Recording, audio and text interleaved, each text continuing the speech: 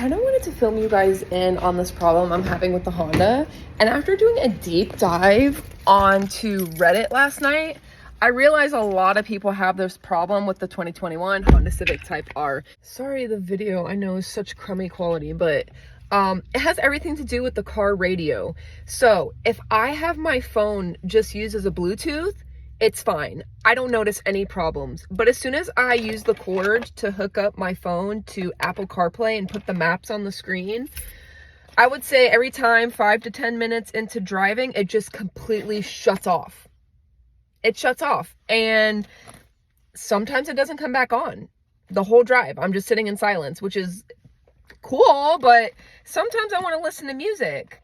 And it works as soon as you turn the car off and turn the car back on, but then it takes forever. It's almost like it reboots itself.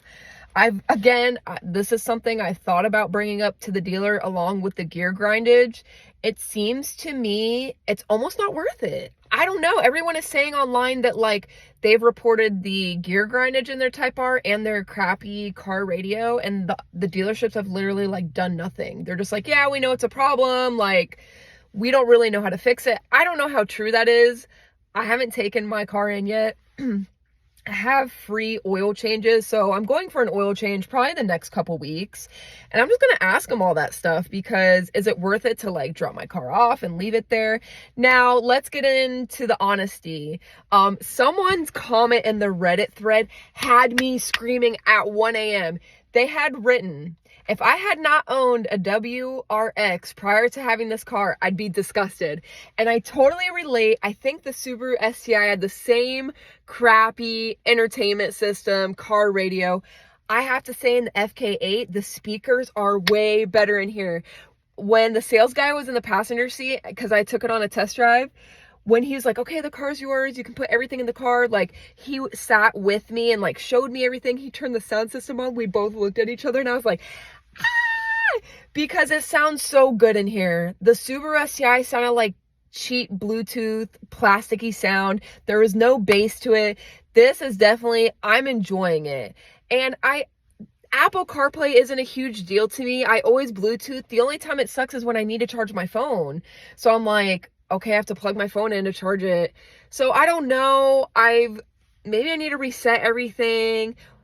I don't know yet. Maybe it's worth it to just have them document it. We will see. I don't know. Just wanted to kind of get it off my chest because I'm like, I'm annoyed, but am I annoyed enough to like let the dealer know? You know what I'm saying? Does that make sense? At the end of the day, it's like not a huge deal.